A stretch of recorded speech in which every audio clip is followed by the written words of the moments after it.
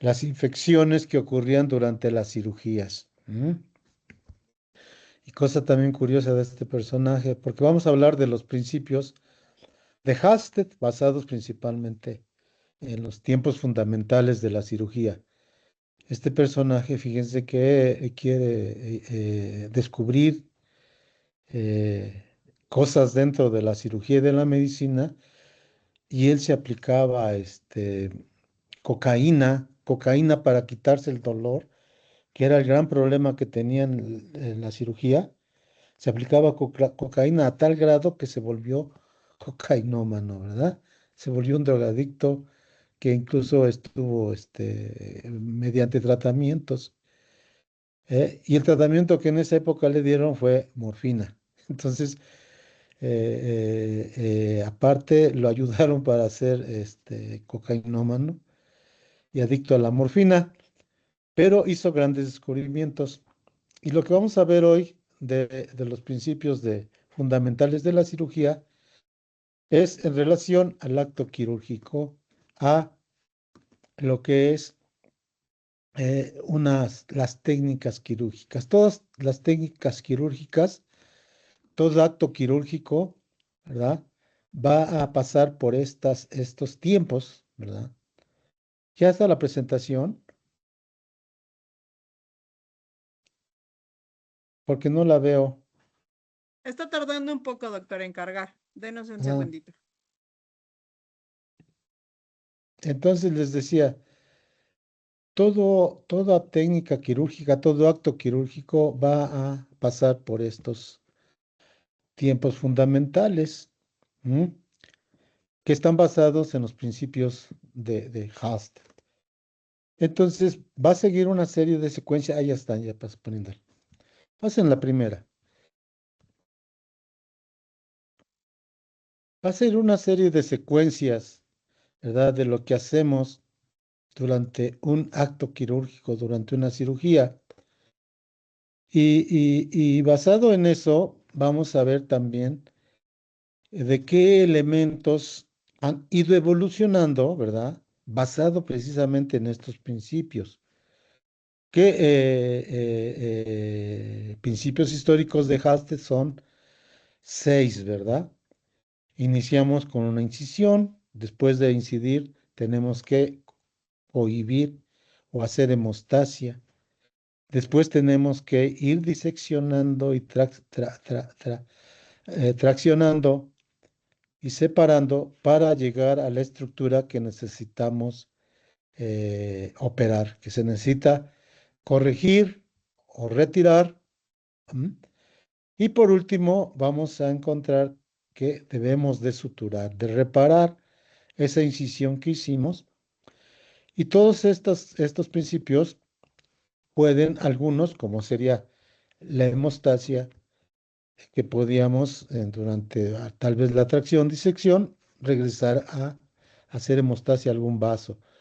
Lo mismo la disección, si no es suficiente el campo operatorio, podemos regresar y diseccionar más o incluso incidir un poco más, ¿verdad? Bien, pasa la segunda, la que sigue, otra. Bueno, de la incisión viene el término incidire, ¿verdad? De latín, que es cortar. Para eso, para cortar, mm, tenemos que tener, ya están predeterminadas las formas en que va a ocurrir una incisión. Pasen la segunda. Y de ahí que tenemos una clasificación, ¿verdad? La forma de cómo vamos a incidir. Por la orientación podemos decir que son longitudinales, transversales, ¿verdad? Oblicuas. Por la forma en uso, en S, ¿verdad? Las formas en que tiene una incisión. La que sigue. Hay incisiones en cara, en cuello. Todas las incisiones para una técnica quirúrgica ya están predeterminadas. Generalmente el cirujano no hace incisiones por incidir, sino la gran mayoría, o sea, casi todas están ya predeterminadas. salvo en algunas circunstancias que se pueden extender, ¿verdad? Esas incisiones. La que sigue.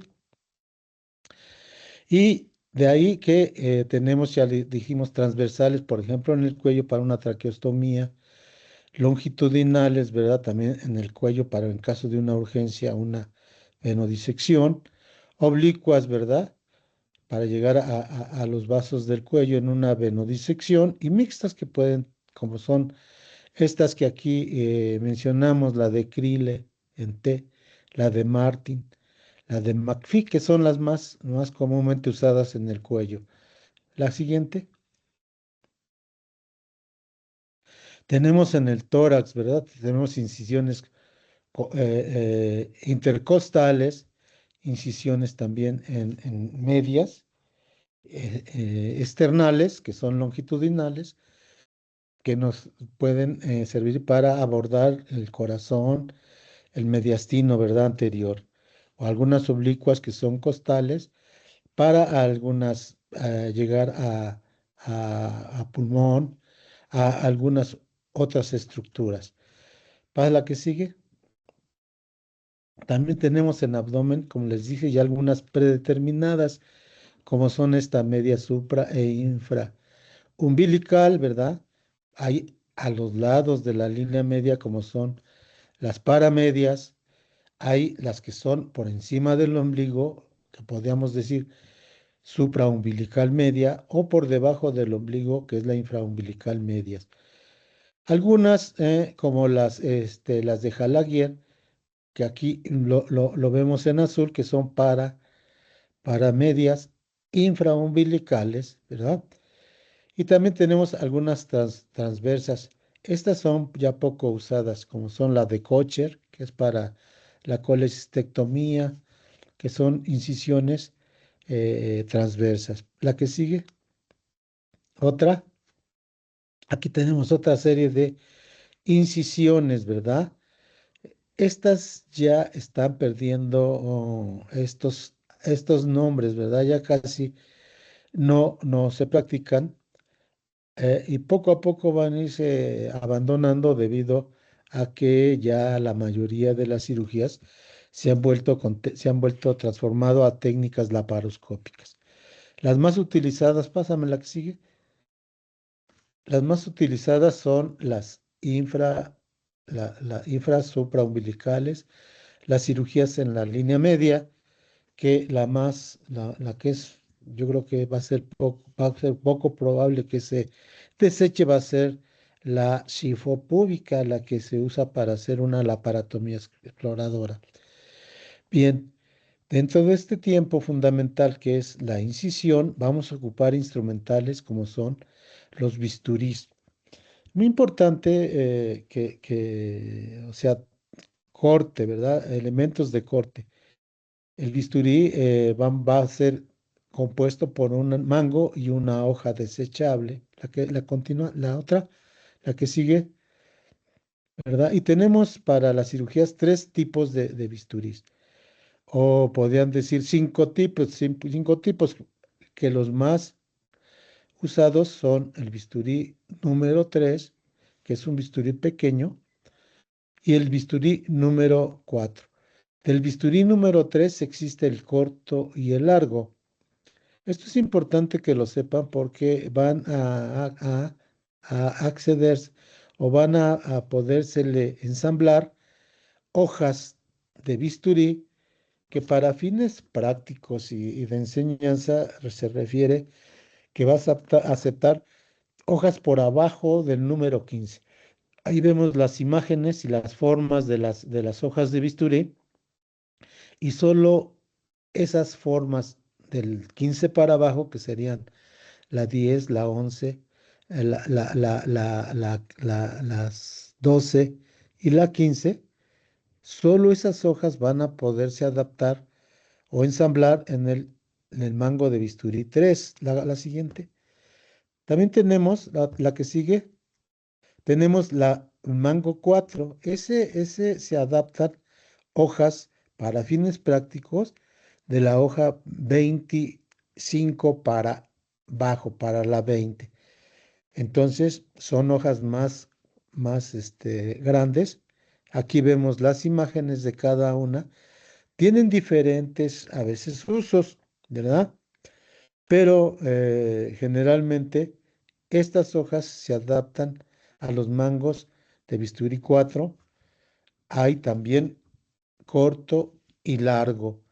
Tenemos otro mango, la que sigue, que es para el cortar, que es el mango de bisturí número 7, que va a ser igual, que va a aceptar hojas de la 15 hacia abajo. Las mismas hojas que acepta el mango de bisturí del número 3. La que sigue. Y tenemos también otros elementos de corte, que son las tijeras de mayo. Estas tijeras de mayo existen curvas y rectas. Es importante tomar en cuenta que las tijeras mayo rectas, que aquí vemos en la imagen superior, ¿verdad? Esas tijeras van a ser para cortar exclusivamente materiales. En cirugía y en relación al instrumental médico que se utiliza para una cirugía, se debe de utilizar el instrumental ¿eh? para el motivo por el que fue diseñado. No vas a usar cualquier pinza, cualquier tijera. ¿eh? Todas tienen un orden y por eso es importante que recordemos este tiempo fundamental. ¿Cuáles son los elementos que vamos a ocupar durante este tiempo, durante el corte, la incisión? ¿Verdad? Entonces tenemos que la tijera mayor curva va a servirnos para cortar fascias, tendones, aponeurosis, que son resistentes, tejidos fuertes, ¿verdad? Porque existe otra tijera, pasa la que sigue, que son las tijeras, la siguiente, que son las tijeras estas de Metzenbaum. Si se fijan en las anteriores, van a ver que la articulación, que es donde está el tornillo en relación a las mallos, la articulación va a estar más cerca de la punta. También son curvas y también son rectas. La que más se usa es la tijera curva en un acto quirúrgico, ¿verdad?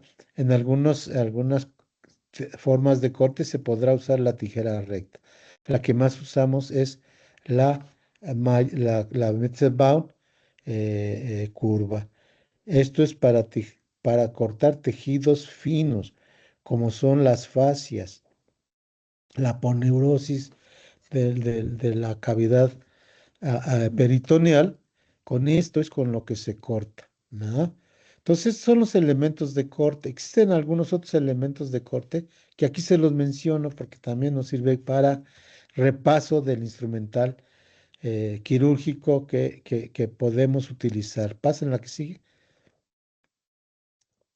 Como son esas tijeras de Litagüe, ¿verdad?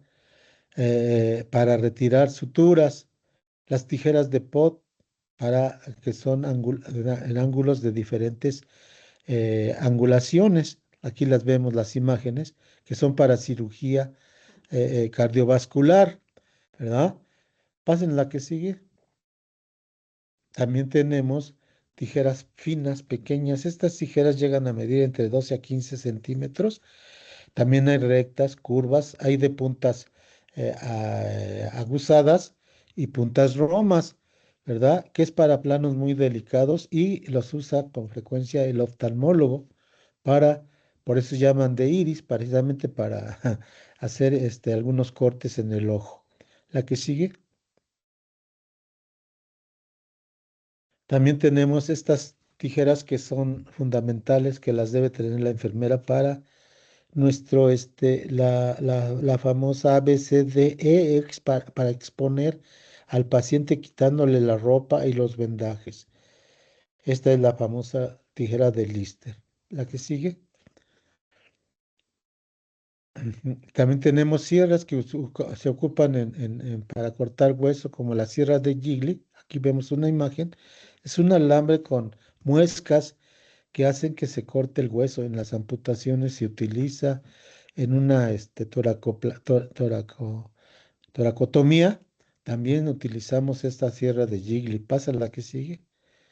En el cráneo también se usa la sierra de Gigli, la sierra de Charriere, que se utiliza para amputaciones. Aquí vemos dos imágenes. La que sigue. Las gubias, que también sirven para remodelar hueso y para cortar hueso. La que sigue.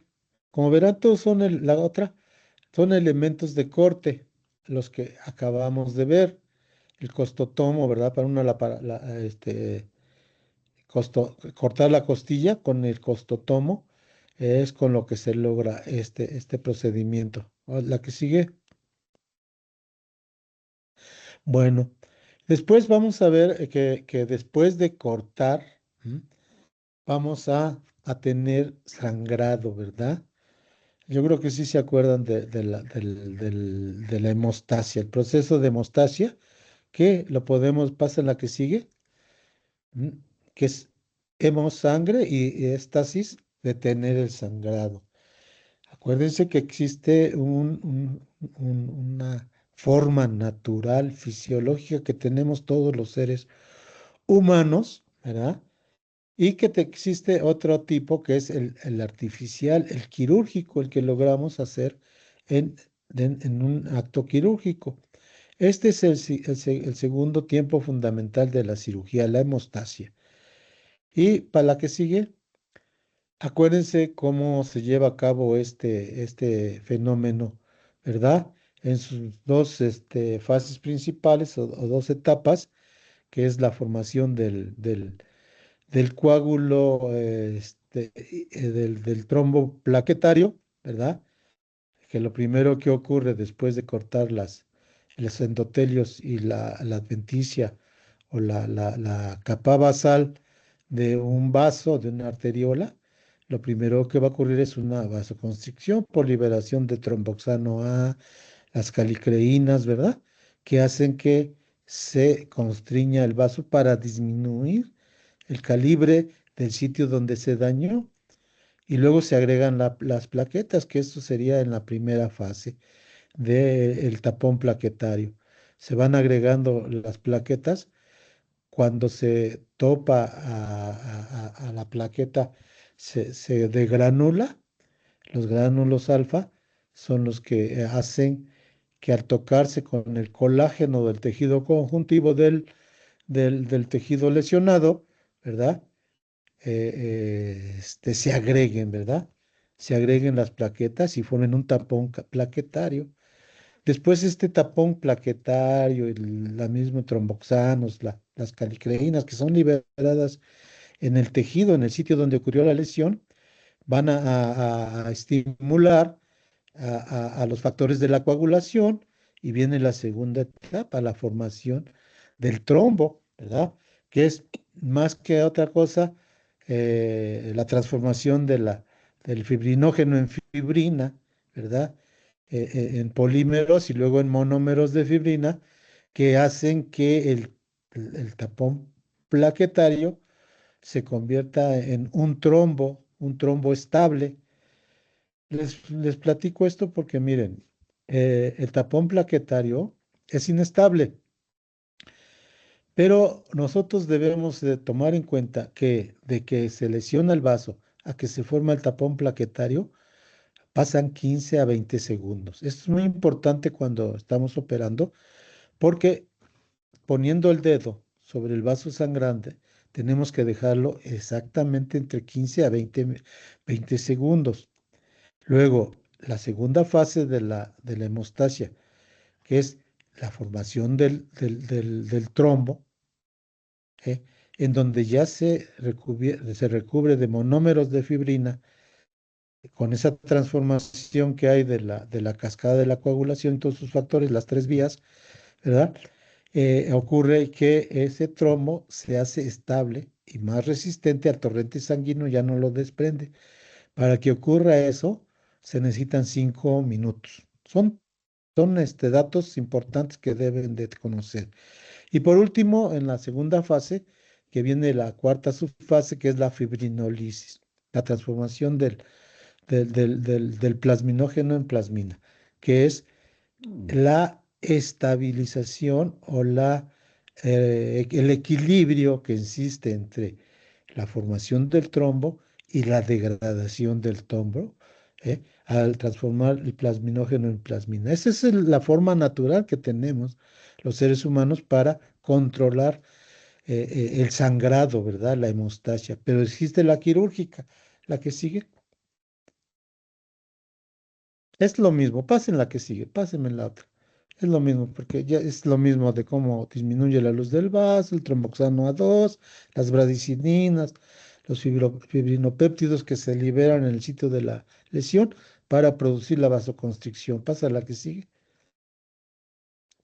Ahí está el tapón plaquetario. Aquí es muy importante esta que les decía, la adhesión que ocurre en 5 segundos. Por eso los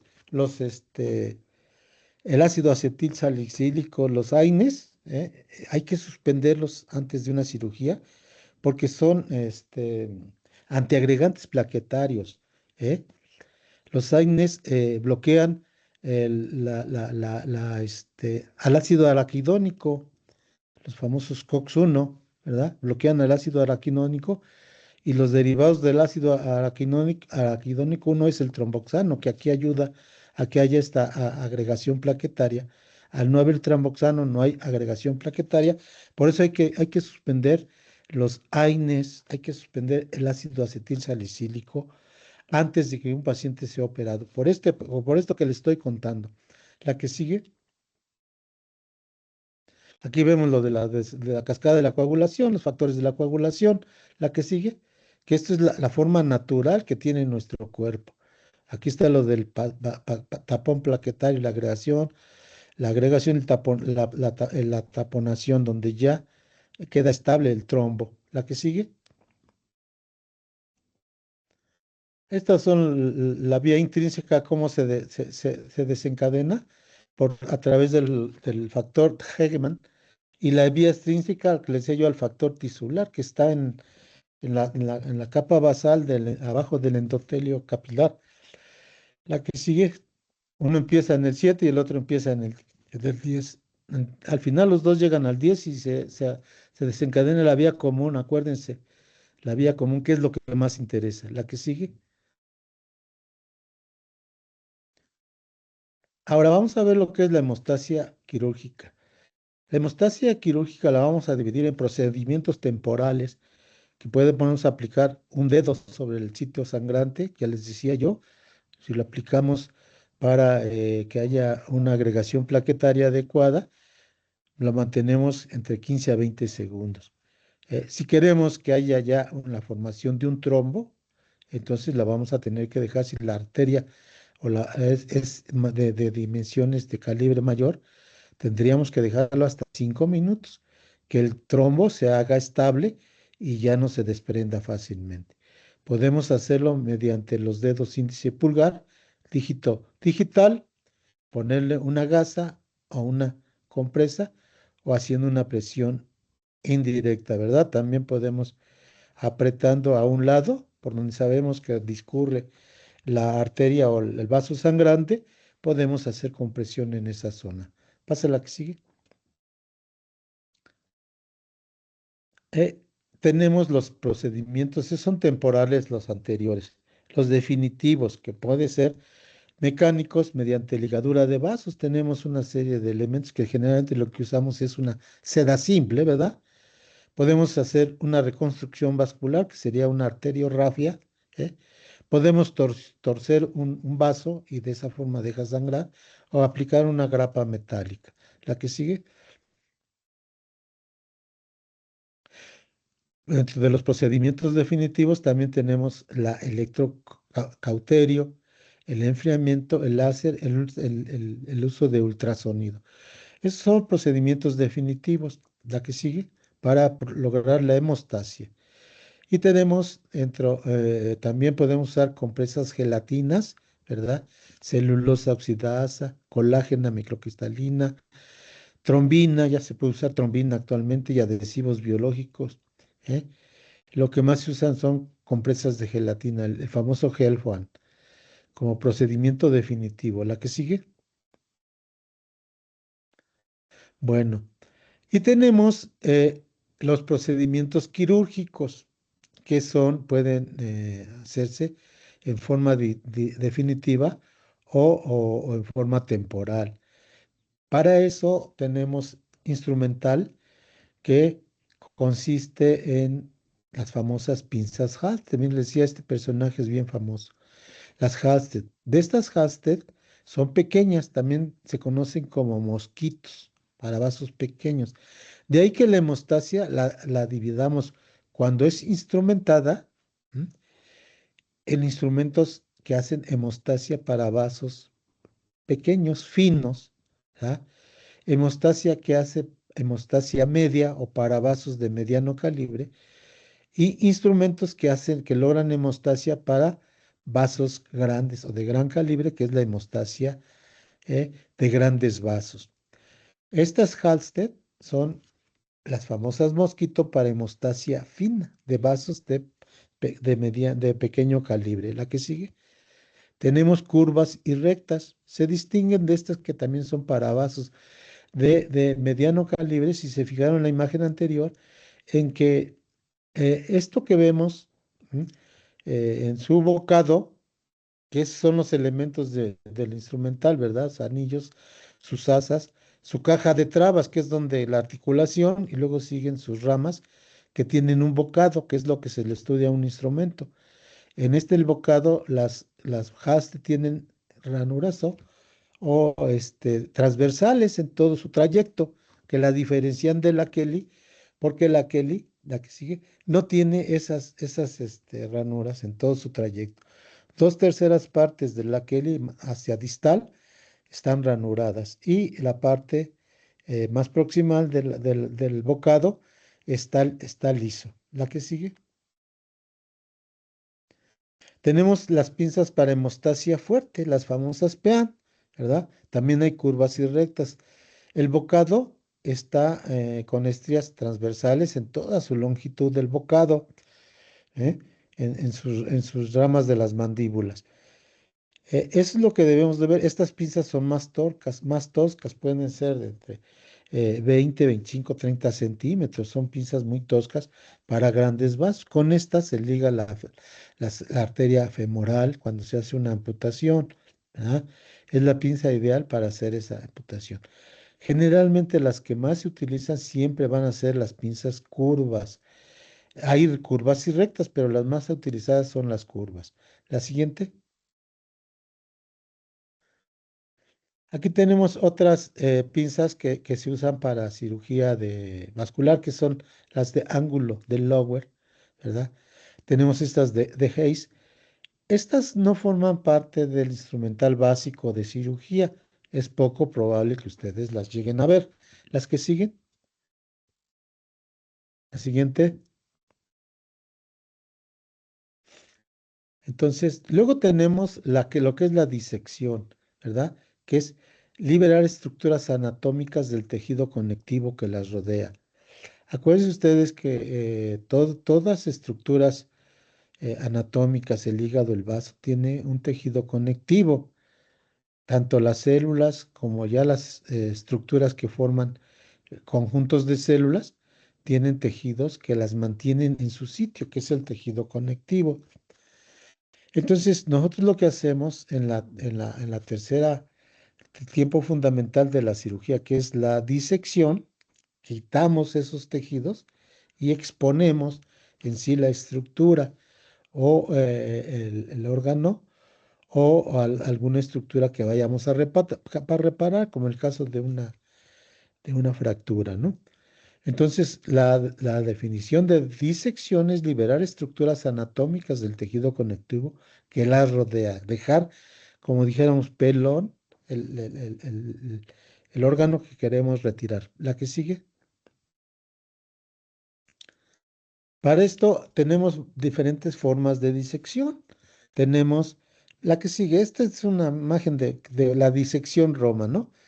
Que debemos de usar. La disección, podemos utilizar para esta disección Roma los dedos, ¿verdad? Que es la disección digital. Aquí vemos la imagen como con los dedos podemos separar el tejido conectivo. Es muy común hacerlo en una nefrectomía donde la cápsula del riñón es muy friable y fácilmente se desprende y lo podemos hacer con los dedos. Habrá otras estructuras que cueste mucho trabajo hacerlo con los dedos y se ocuparán algunos instrumentos. La que sigue, ¿cómo son, verdad? La gasa en un extremo de una pinza. Cuando se pone una gasa en el extremo de una pinza, se pide como gasa montada, ¿eh? Para que lo vean. También podemos utilizar el mango de bisturí, las mismas tijeras mayo cerradas, las curvas, la podemos utilizar cerrada para hacer esta disección, para quitar la cubierta de tejido conectivo, que en este caso va a estar dada por, en caso de, por ejemplo, de la vesícula, ¿verdad? Pues va a estar dada por el peritoneo visceral que cubre, que es acerosa, que viene a ser un repliegue del aumento menor. ¿M? Del epiplón menor. Entonces, con el mango de bisturí o con la punta de la tijera mayo cerrada, podemos hacer esta disección. La que sigue es una disección roma, pero también podemos hacer una disección cortante, ¿verdad? Usted utilizando el bisturí, el mismo bisturí, o aquí en una laparoscopia, vemos cómo están utilizando las tijeras, ¿verdad? La que sigue. Bueno, entonces aquí vemos los ejemplos que habíamos visto, el mango de bisturí, las tijeras curvas de mayo, la de Metzenbaum, ¿verdad? Una pinza de Cray, podemos usarla, o las pinzas de disección que vemos hasta abajo para hacer nuestra disección. Estos son los elementos que contamos para lograr separar ¿eh? de un órgano, ¿eh? Un parénquima de una cubierta que sería su peritoneo visceral, que conocemos también como tejido conectivo, ¿verdad? O fascias, lo que ustedes quieran. Aponeurosis, ¿verdad? La que sigue. Tenemos dentro de las pinzas de disección la pinza rusa, que también nos ayuda para hacer traccionar o poder ir disecando tejidos, jalándolos con esta pinza, con las pinzas SAT. Son pequeñas estas pinzas. Tienen en sus dientecitos, en sus puntas, en su bocado, tienen dientecitos que hacen que el tejido o ranuras que hacen que el tejido no se pueda soltar fácilmente, ¿verdad? Recuerden que el instrumental debe de utilizarse con el fin por el cual fue hecho. No podemos hacer esta disección jalando con unas pinzas, por ejemplo, unas mosquitas que tienen ranuras en todo su bocado y que obviamente van a hacer pues una hipoperfusión de oxígeno en el tejido que se tome con una pinza, se pellizca, ¿verdad? Y incluso se puede necrosar. Es una cosa muy importante la manipulación de los tejidos para no lesionarlos y que el proceso de cicatrización se lleve a cabo en forma adecuada. La siguiente. Aquí tenemos más pinzas de disección, ¿verdad? Estas son las clásicas pinzas de disección. Las hay con dientes y sin dientes. Generalmente las que tienen dientes las vamos a utilizar para tejidos muy resistentes a aponeurosis, ¿verdad? De aponeurosis generalmente de los músculos o para la piel, para suturar piel. Las de disección para estructuras más finas que pueden ser los peritoneos, ¿verdad? Los epiplones, que podemos tomarlas con pinzas sin dientes. La que sigue de disección. La siguiente, aquí tenemos más pinzas. Estas pinzas, ven, tienen una como espina atravesando en su rama, que va a cazar, por decirlo, con una pequeña perforación.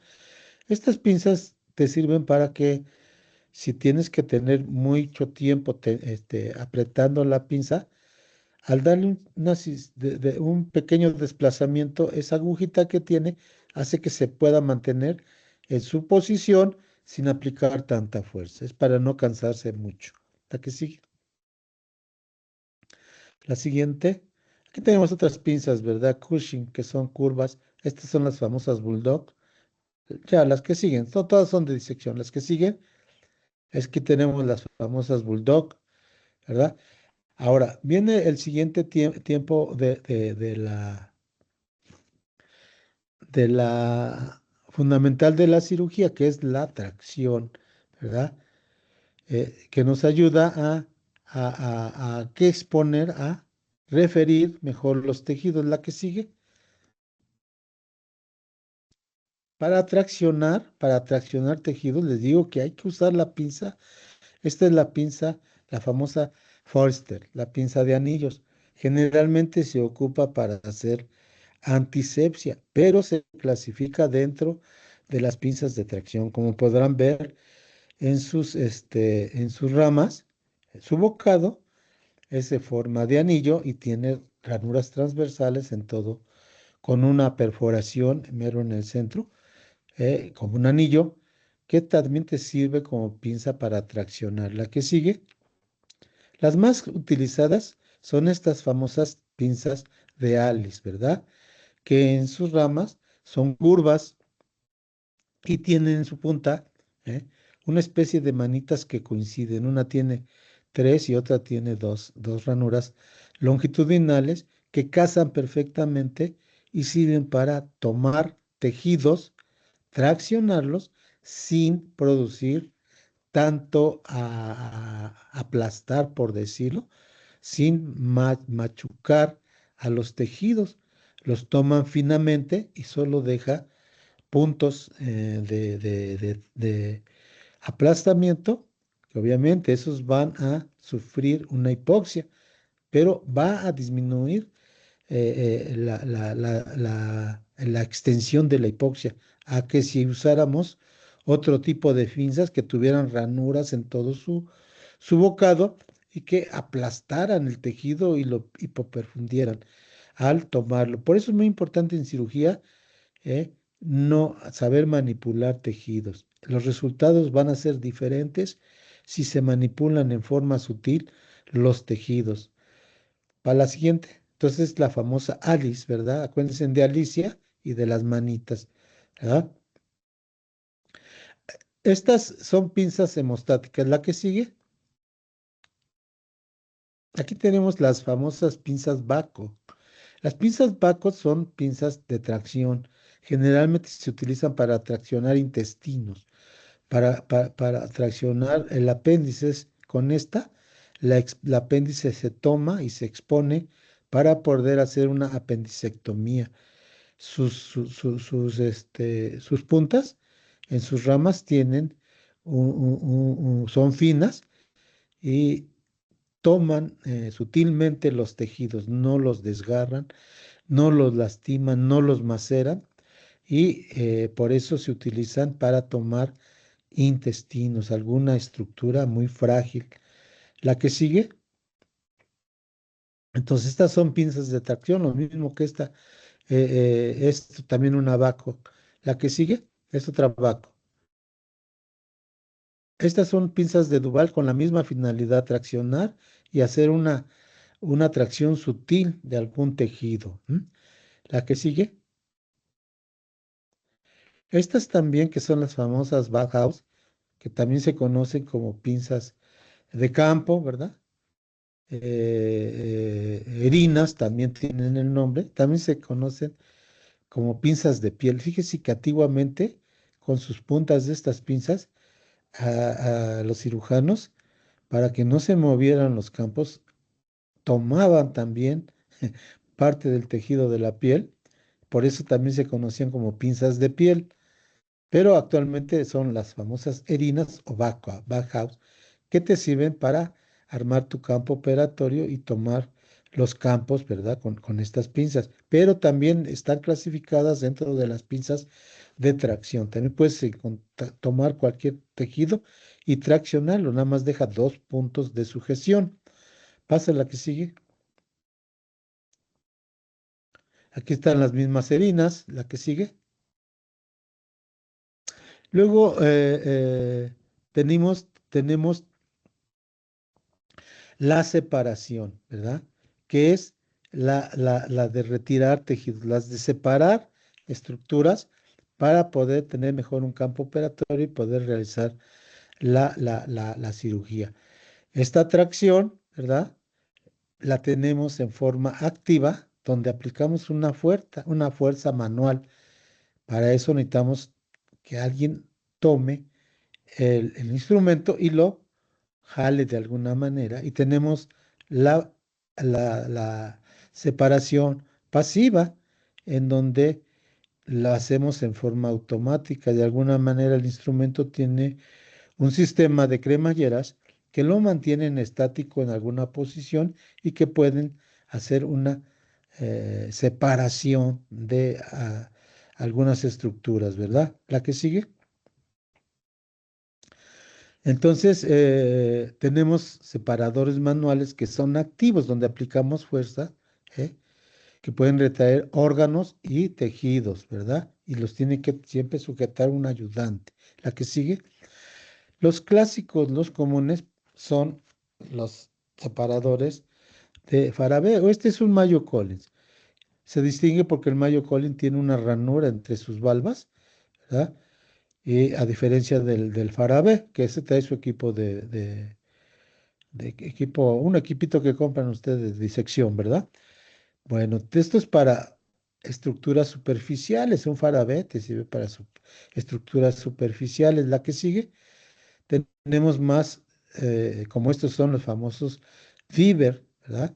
De diferentes tamaños y curvaturas, con cavidades, ¿verdad? Que nos sirven para adaptarse a diferentes estructuras, traccionar algunos órganos incluso, algunos elementos, algunos vasos, algunos nervios, con sutileza, ¿verdad? Aquí ven la gran variedad que existen de estos divers para cavidad abdominal, ¿verdad? Son los más utilizados. La que sigue son manuales, o sea, son activos, tienen que aplicarse tracción. Estos que son los Bolman. Los Bolman son finos, estos son para cirugía menor, cirugía muy superficial, se ocupan mucho en traumatología, en fracturas, ¿verdad? Y hay desde un diente hasta 5 o 6 dientes. Son muy importantes, como tienen una parte donde se toman para ejercer cierta tracción, una fuerza mecánica y separar el tejido. La que sigue. Estos también son Richardson. Estos sí también hay de diferentes tamaños. Los más grandes serían para cavidades tanto torácica, abdominal, ¿verdad? Va a servirnos estos Richardson, que son manuales. Hay que aplicarles tracción. Estos son mecánicos. La que sigue. Estos son los de Smart. Estos separados son pequeños. Hay de diferentes. Su valva es muy pequeña hasta un poco grande, pero generalmente son pequeños, no rebasan los 20 centímetros en su longitud. Aquí vienen incluso las medidas. Y sirven para cirugía menor, para cirugías pequeñas en antebrazo, ¿verdad? En tobillos. Para eso nos sirven estas en manos, este tipo de separadores. La que sigue. Oye, la que sigue, porque viene otra. Esta es una laminita, por decir lo que es maleable, y la podemos adaptar a cualquier estructura. Generalmente con esta vamos a separar una arteria que esté atravesando el campo quirúrgico, algún nervio que podamos dañar en la cirugía. Con esto lo protegemos y lo tenemos separado. La que sigue.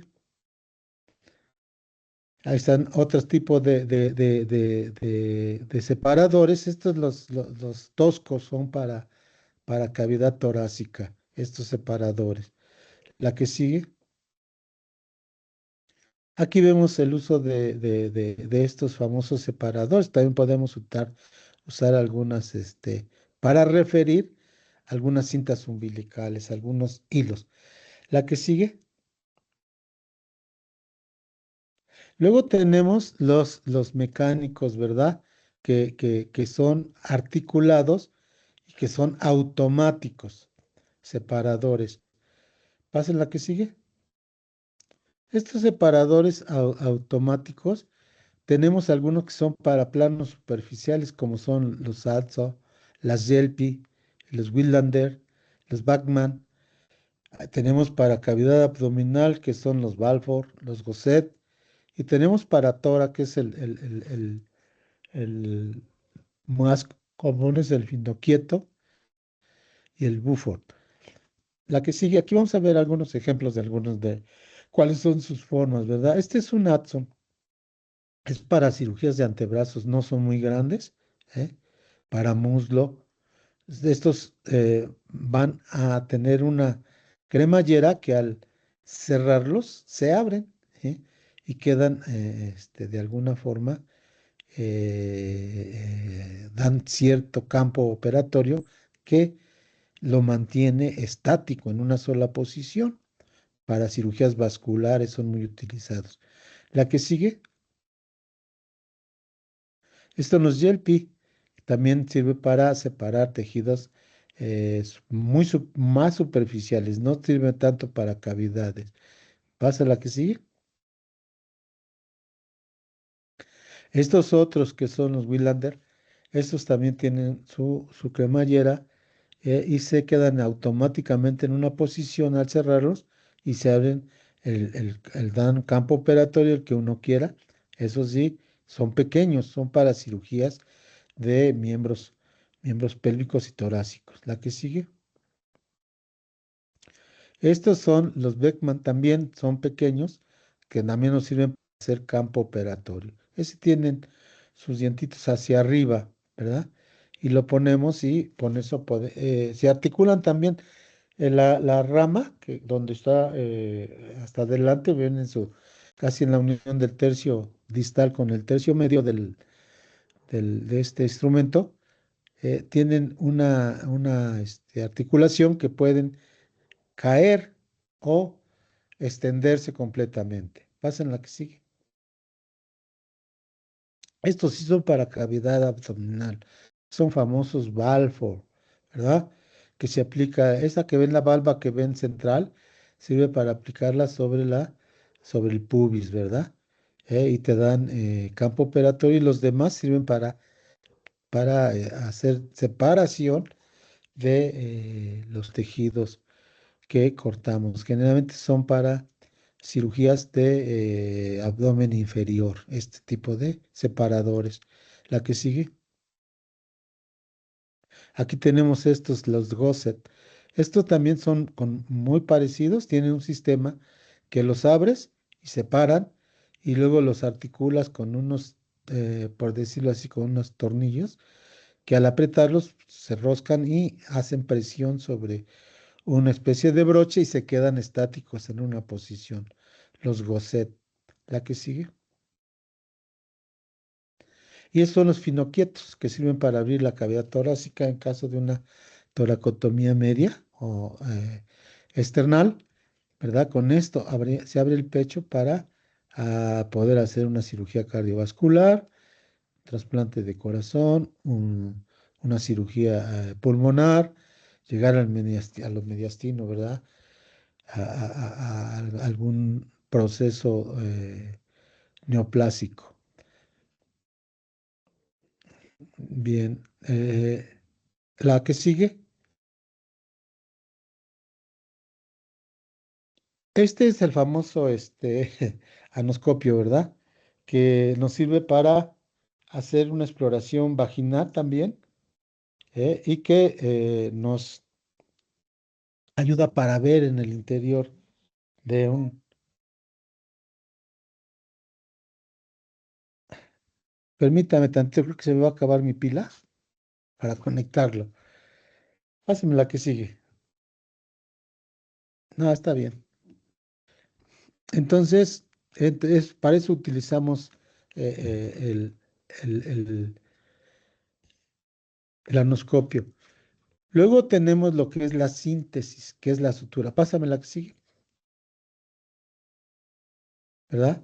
Ya es el suturar. Para eso tenemos elementos como son portagujas apoyados por un material de sutura. Tenemos engrapadoras también que nos sirven para hacer suturas. Actualmente se están usando mucho las engrapadoras, sobre todo en incisiones, en suturas que son muy largas, que son muchos centímetros de largo.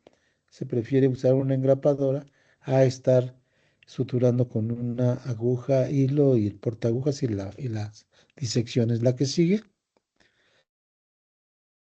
Y bueno, ya estas son formas de cómo se sutura, ¿verdad? Siguiendo las reglas, ¿verdad? De las X, ¿verdad? Equidistante, equilibrada y equiprofunda. La que sigue. Aquí algunas sugerencias de no dejar, para hacer una sutura, no dejar espacios muertos, ¿verdad? La profundidad siempre debe ser la adecuada. La distancia entre cada punto, pues es la equidistancia, el equilibrio es entre los bordes de una herida que queden a la misma distancia, que queden bien equilibradas, como una balancita, a la misma distancia, con algunos conceptos que yo creo que ya les enseñaron, ya les dijeron al hacer sus puntos de sutura. La que sigue, que no dejar espacios libres ni dehiscente o hendiduras en una herida. La que sigue. Aquí no dejar planos sobrepuestos ni muy vertidos los bordes de una herida, que son principios básicos para una buena sutura, un buen cierre de una herida. ¿La que sigue?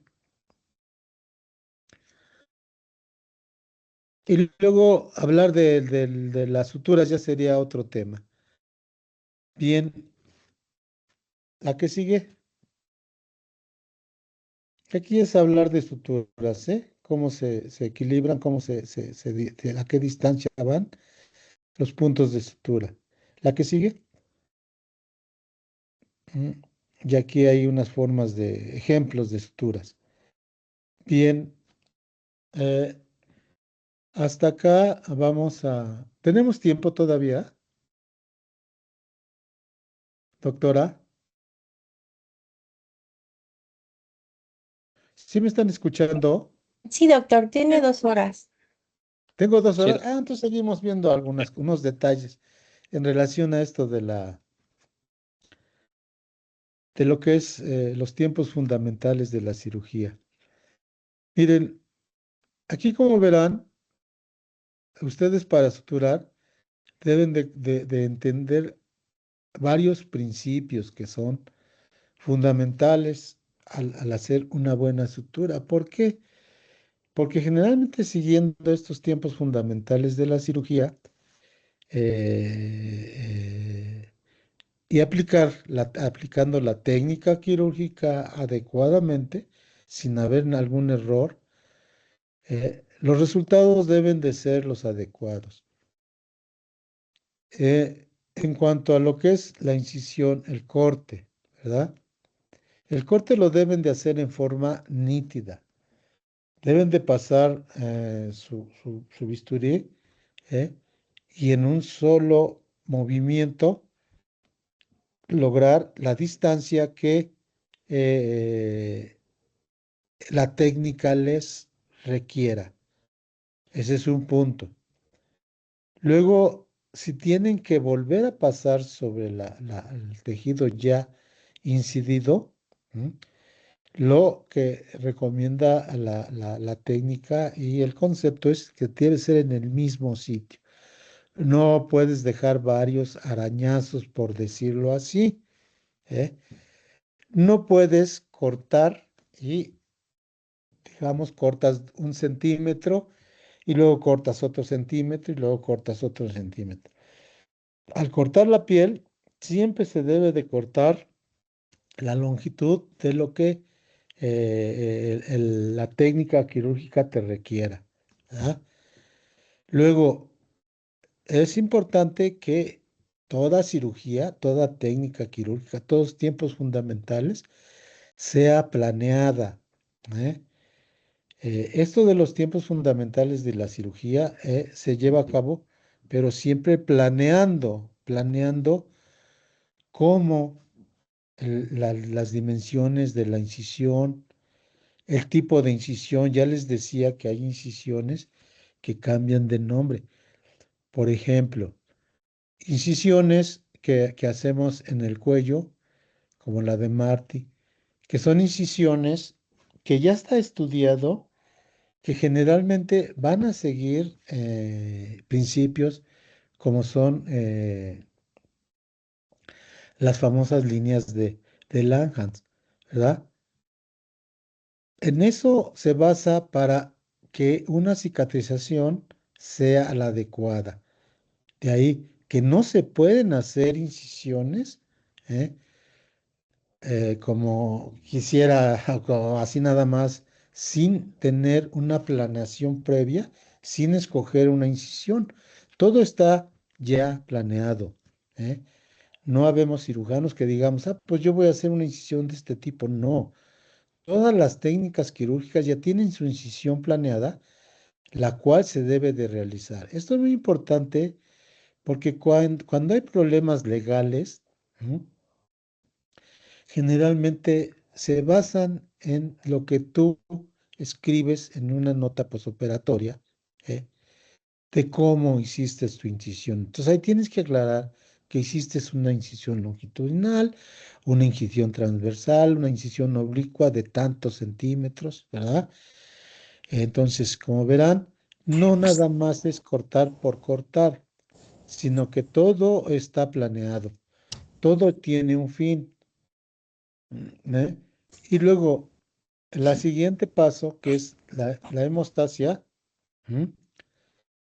Hay que saber estos principios en relación a la hemostasia para que tú decidas qué tipo de hemostasia vas a ocupar. Si vas a dejar que el organismo utilice, eh, apaguen ahí, hay un micrófono abierto y se oyen ruidos, por favor.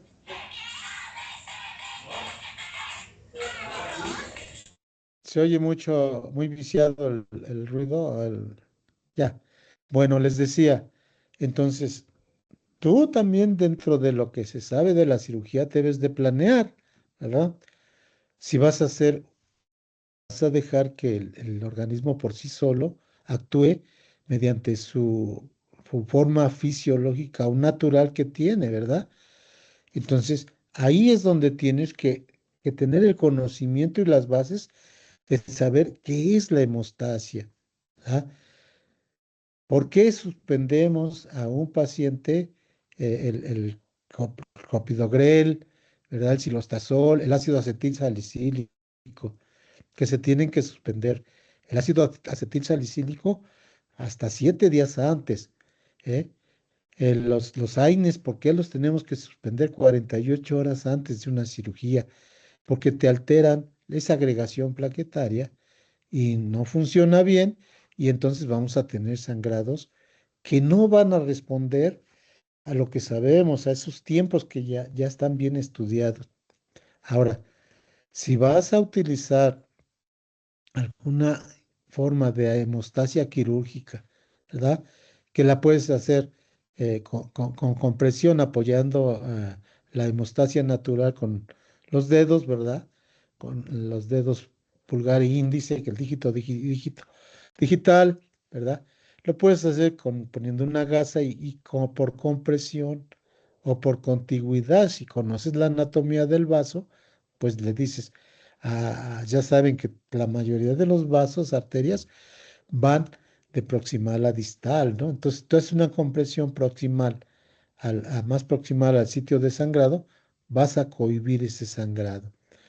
Todo esto es muy importante que en una cirugía se reconozca y se lleve a cabo. Pero para eso pues tienes que tener principios, tienes que tener bases, elementos por los cuales te vas a apoyar para que el éxito de la cirugía sea la adecuada. Es muy común que cuando no saben esto, ves que el cirujano, ustedes van a ser ayudantes, ¿verdad? Ustedes van a practicar, van a ser primer ayudante, entonces van a poner la gasa y quitanla inmediatamente. La ponen y la quitan y refieren, no, pues, no deja de sangrar. Pues es de que tienen que seguir los principios, eh, conceptos, ¿no? No te va a dejar de sangrar si no dejas tu gasa por lo menos 15 segundos.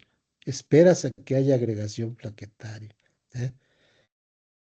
Y luego, si tienes un vaso más importante, pues tienes que dejar hasta 5 minutos esa compresión que hiciste sobre el vaso para que deje de sangrar, que se forme ya el coágulo maduro. Si no sigues eso que está estudiado, pues vas a fallar al hacer tu hemostasia en forma adecuada. ¿Mm? Utilizar siempre el instrumental para el fin que fue creado. Es común que se aplique una pinza hemostática para jalar una fascia, ¿verdad? Con lo cual estás, por decirlo así, estás necrosando el sitio donde aplastó las mandíbulas de esa pinza y las ranuras aplastaron ese tejido, dejó de sangrar. Recuerden que en la piel tenemos nuestra flora residente, ¿eh? Y esa flora residente que se encuentra en el estrato córneo, ¿verdad? Ahí juntito donde está la glándula sebácea, el folículo piloso, ahí, ahí tenemos estafilococo, ahí tenemos estreptococo, ahí tenemos enterococo. Y la antisepsia solo nos va a servir para disminuir esa, esa carga bacteriana, pero no la elimina. Y al no eliminarla, ¿eh? Cabe la posibilidad de que si yo le pongo una pinza hemostática en un sitio que no debí de usar la pinza hemostática porque no estoy pinzando un vaso sangrante, sino un tejido, voy a provocar una necrosis y lo que quiere la bacteria es que hagas eso para que prolifere y cause infección. ¿Mm? Entonces, esto es fundamental que lo entiendan, los principios. ¿Por qué sí, por qué no?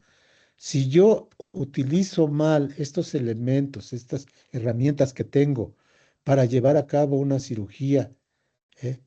Y no entiendo esto que estamos viendo ahorita, pues van a dar al traste con una cirugía que podría ser que lograron con éxito retirar alguna estructura o algún órgano que estaba dañado, pero pues de qué sirvió si ustedes mismos provocaron un proceso infeccioso, ¿verdad? Que al traste dio con esa cirugía y que después el paciente va a estar infectado con una peritonitis, ¿verdad? Con otro proceso que no debió de ocurrir. Recuerden que la piel no, no se puede esterilizar, por tal motivo va a tener siempre bacterias eh, en su estrato córneo y que esas bacterias son las causantes de la infección en el sitio quirúrgico. Entonces, para tomar en cuenta esto, debes de tomar en cuenta el tipo de paciente. Siempre individualicen a su paciente. No es lo mismo operar un paciente eh, que joven, que hace ejercicio, que entra con una hemoglobina de a 14, de 15, todo rollizo, ¿verdad? Con masa muscular adecuada, a operar un paciente, digamos, de la Sierra Norte de Puebla con deficiencias alimenticias, ¿verdad? Con deficiencias vitamínicas, que tiene comprometido su sistema inmunológico. Eso es lo que se debe de tomar en cuenta cuando se somete a un paciente a un acto quirúrgico y que va a pasar por estos tiempos fundamentales, ¿verdad? No es igual, ¿verdad? Operar a un paciente obeso con un sobrepeso del 40-50% No es igual que operar a otro paciente que está sano, que está con un peso adecuado. No es igual operar un paciente de la tercera edad con un paciente de la segunda edad, ¿verdad? No es igual operar un paciente deprimido inmunológicamente o que tenga un problema metabólico como es el diabético, no es lo mismo. ¿M? Y por eso ustedes deben tener más cuidado cuando se opera ese tipo de pacientes en la manipulación de los tejidos, en cómo los trato, la delicadeza que se tiene para hacer esos tiempos fundamentales, la incisión, no repasar, pasar y pasar el bisturí por el mismo sitio, ocasionando dos, tres incisiones en el mismo sitio, aunque ustedes no lo ven, pero la hoja cambia de su filo en una parte y otra, ¿verdad? Utilizar unas pinzas que son de mostacia fuerte para un vaso pequeño, no es lo mismo, ¿eh? No es lo mismo hacer una tracción con unas pinzas Alice, que son las adecuadas, jalar una fascia, que meterle una pinza de mostacia y jalar esa fascia con esa pinza de mostacia. No es lo mismo. Entonces tienen que valorar todos estos aspectos que su paciente tiene, individualizarlo siempre, siempre, siempre. No, la medicina no es siempre lo mismo para todos. Siempre va a haber variaciones. Entonces, de cómo yo aplico una tracción es muy importante. ¿M? ¿Cómo hago mi disección, verdad? Si mi disección, si conozco la anatomía, ¿verdad? Por ejemplo, hay grupos musculares ¿eh? En relación a una apendicectomía, por decirlo, ¿no? Que después de que yo ya eh, corto mi piel, el tejido celular subcutáneo, la aponeurosis del oblicuo externo, ¿verdad? Tengo que distinguir si realmente estoy en el oblicuo interno, en el oblicuo externo, en el transverso, o si ya estoy viendo peritoneo. ¿Eh? ¿Y por qué? Porque debo de recordar que los haces del oblicuo externo vienen de arriba hacia abajo y adelante. Los del oblicuo interno van hacia arriba y hacia adelante, y vienen de atrás hacia arriba y van hacia adelante. Si yo me confundo y estoy separando pensando que es otro músculo, pues estoy manejando mal los tejidos. Por eso es muy importante saber la anatomía, bien, bien la anatomía en cirugía, para no confundirnos, saber qué elementos, si puedo distinguir, digamos, una fascia de un ligamento, de un epiplón, ¿verdad? Una fascia de coalescencia, o sea, saber bien cómo se distribuye ese peritoneo visceral y distinguirlo del peritoneo visceral para no cometer errores. ¿Eh? Identificar los elementos vasculares que se tienen dentro de esas fascias, de esos peritoneos, identificarlos para no dañarlos. Todas las técnicas ya tienen la descripción de los elementos anatómicos con los cuales te vas a topar. ¿Eh? Y si ustedes siguen la técnica, sabiendo la anatomía y siguiendo la técnica, puedes hacer cualquier cirugía, pero te falta experiencia, ¿verdad? No se atrevan a hacerlo ahorita. Te falta experiencia, que es lo que adquiere uno cuando hace una profesión quirúrgica. Pero sí es importante en este momento que ustedes identifiquen bien estos tiempos, a llevarlos a cabo en forma ordenada, utilizar los elementos para cada tiempo.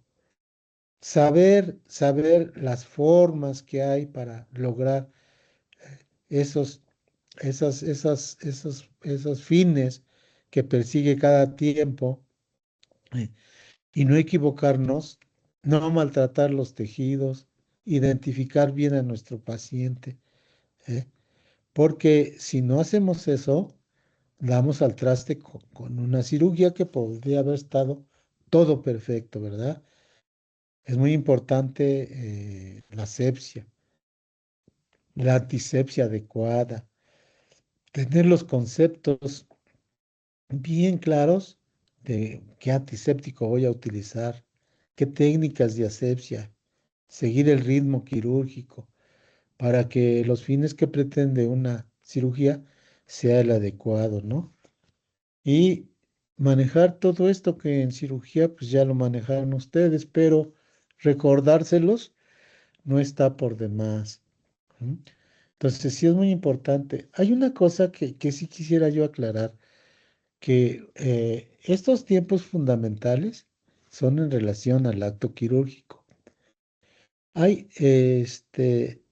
otro tema que se llega a confundir, que es los pasos o las fases ¿eh?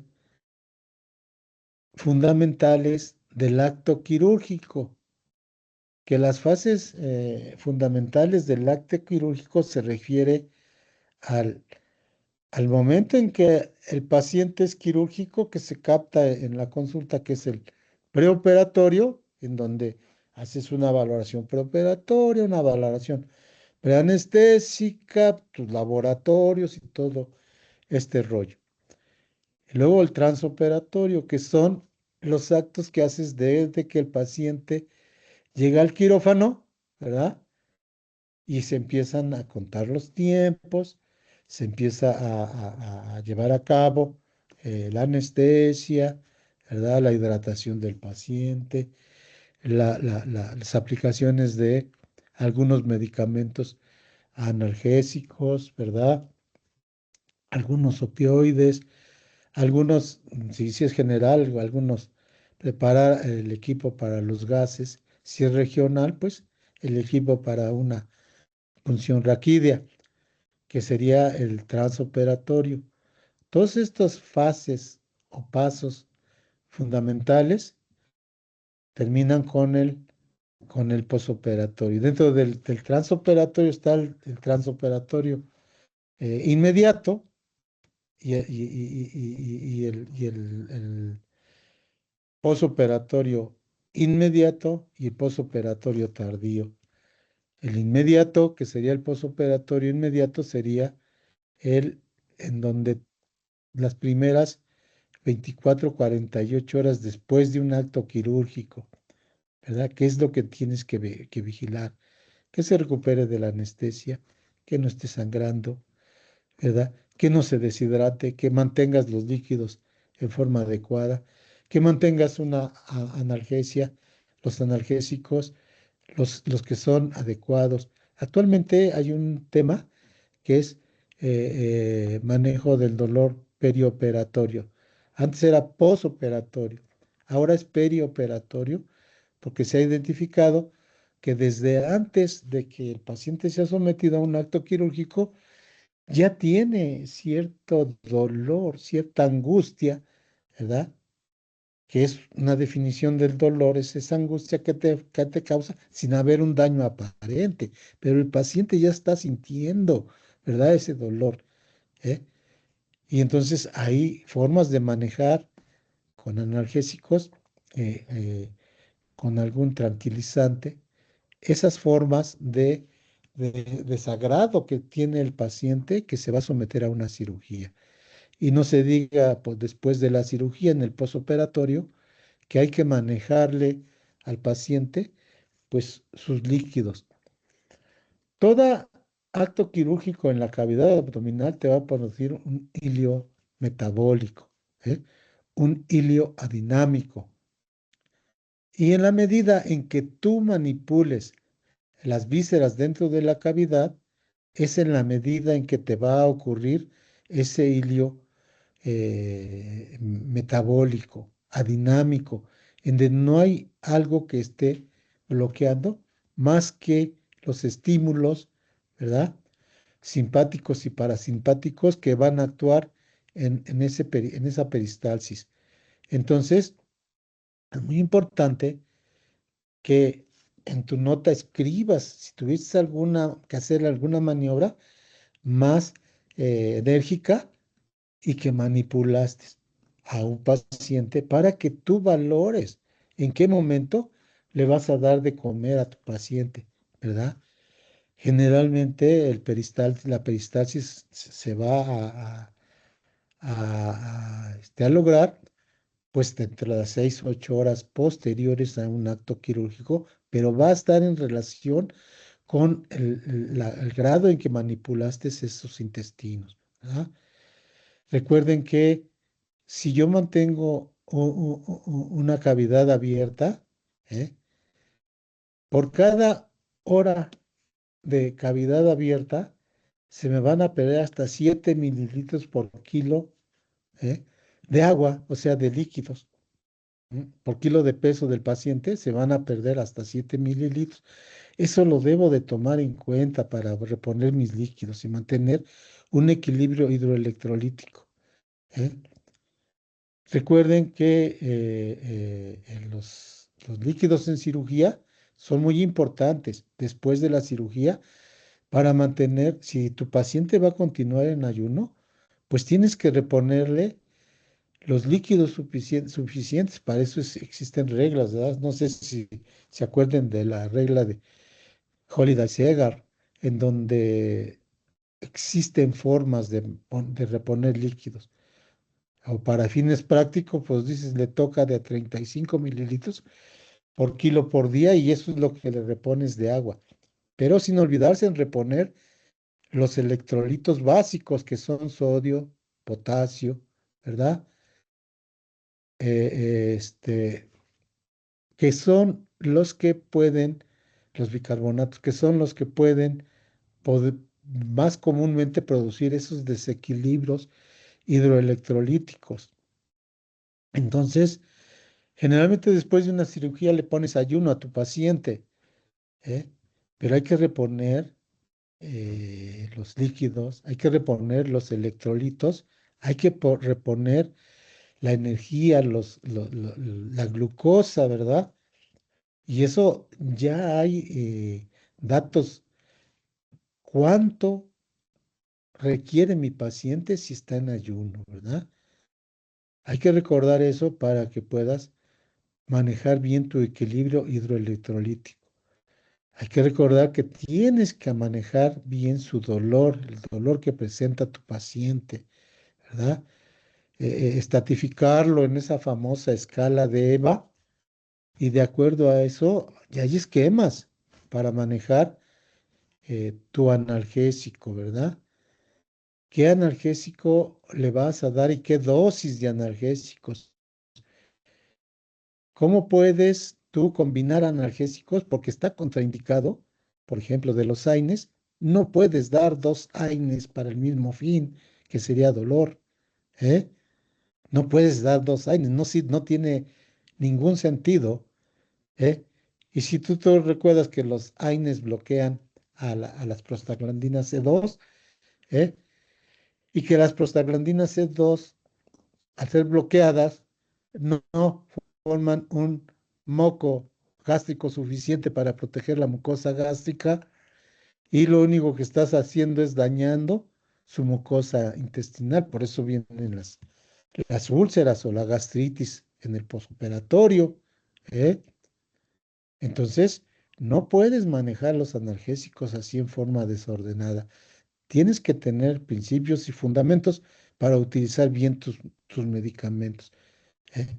Porque es muy común que, pues dale diclofenaco, dale ketorolaco, y pues no se le quita, pues ponle otro ketorolaco. Tienen techo, los analgésicos tienen techo. Entonces, aunque le des más dosis, no le vas a lograr quitar el dolor y sí lo vas a perjudicar, ¿no?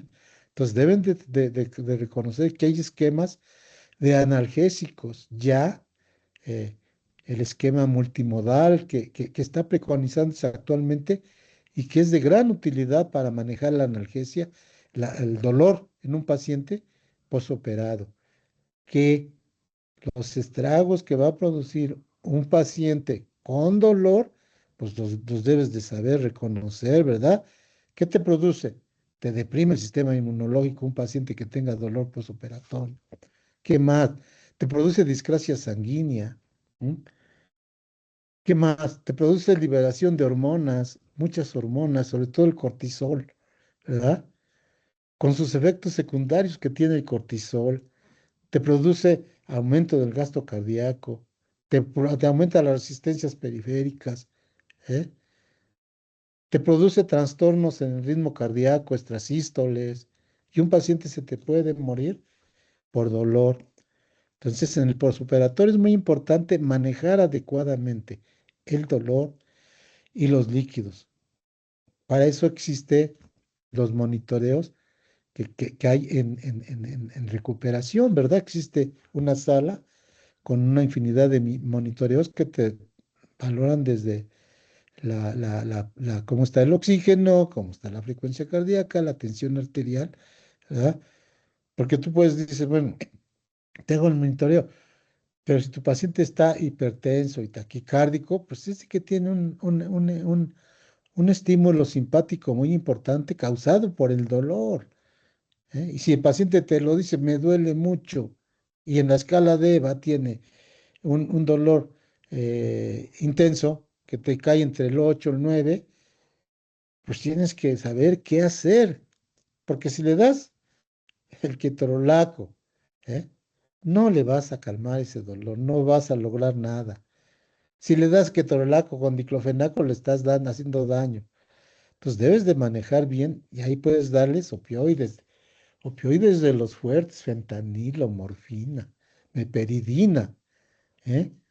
Porque tiene un dolor que cae en la escala de eh, eh, elevada la escala de EVA. Entonces, un dolor intenso, ¿verdad? A diferencia que si tienes un dolor que te cae en la escala de EVA entre el 3 y el 4, pues con un ketorolaco se lo quitas. No se lo quitas. El dolor posoperatorio no se quita. Se disminuye con los analgésicos. Entonces, en el posoperatorio es muy importante vigilar la herida que no esté sangrando. Es una de las cosas que son importantes, vigilar bien esa herida, ¿verdad? Y por eso existen principios, ¿verdad?, de hacer una buena hemostasia. Fíjese que la mayoría de los cirujanos no cerramos si no estamos seguros de que no hay sangrado dentro de la cavidad. Hasta no estar seguro, no cerramos, ¿eh? Porque no lo vamos a ver después. Luego, acuérdense del proceso de cicatrización. A la herida, solo que sospeches que puede sangrar, pues hay que revisarla. Pero si no, no es necesario revisarla.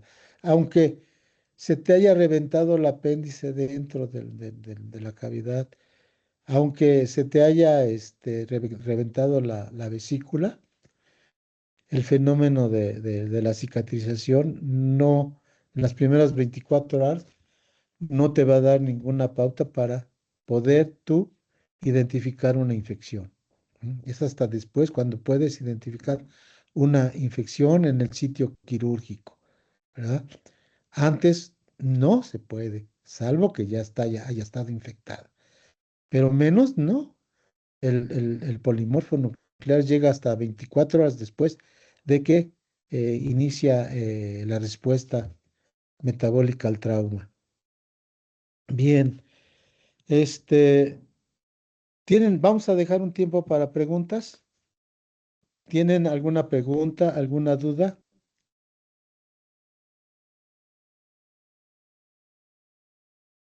No, creo no.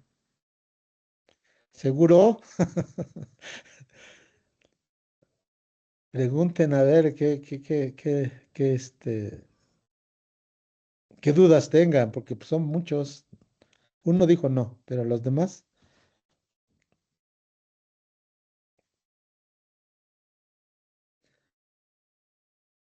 ¿alguna pregunta? A ver, Manuel, como que quieres, Manuel, preguntar algo. Manuel Olivares García, ¿no? Es que no se activaba. Solamente quería preguntarle si nos podría compartir su presentación. La tiene, se lo mandé a la doctora, ¿eh? Ah, perfecto. Y entonces Gracias. que ella puede mandárselas a algún correo, a algún WhatsApp, ¿no? Para que la tengan y la Ah, puedan perfecto. revisar. Pero Hecho. está más amplia porque habla de suturas también, pero pues es bueno, ¿no? que tengan eso, de ese tipo de información. ¿Sí? ¿Alguna otra pregunta? Sí, Doc, muchas gracias.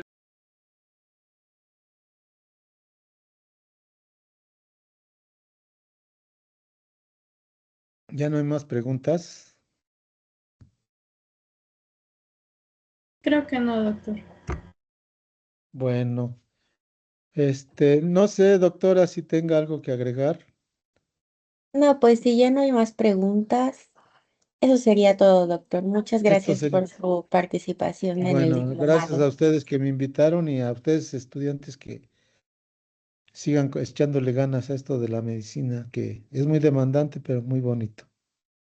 Y que tengan bonita tarde, Muchas noche. gracias, Doc. Muchas gracias, Hasta doctor. luego. Gracias, doctor.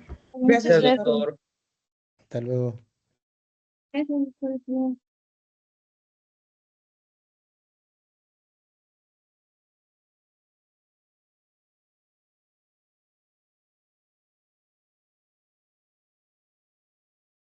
Ya descargué la lista de asistencias. Entonces nos vemos mañana, ¿sí? Que tengan bonita tarde todos. Gracias, doctora. Hasta mañana. Buenas noches a Gracias. todos. Gracias, doctora. Buenas noches. Gracias, buenas noches.